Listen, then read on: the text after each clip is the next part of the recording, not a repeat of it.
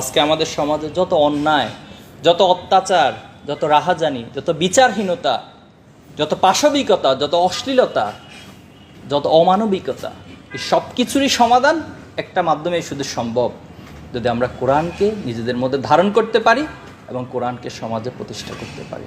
প্রিয় ভাইয়েরা, আজকের এই কোরআনটা আমাদের সমাজে বাস্তবায়নের জন্য আমাদেরকে নিজেদের সর্বশক্তি দিয়ে কাজ করতে হবে। কোরআনটা আমাদেরকে শুধুমাত্র সওয়াব অর্জনের জন্য আল্লাহ তাআলা পাঠায় নাই।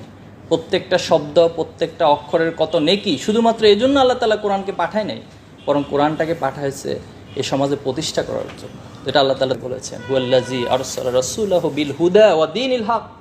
এই হুদা এবং দ্বীনুল হককে আল্লাহ তাআলা এই জন্য পাঠিয়েছেন, লিইউযহিরাহু আলা দীনি কুল্লি, সকল মতাদর্শের উপর। পৃথিবীতে যত মত, যত পথ, যত আদর্শ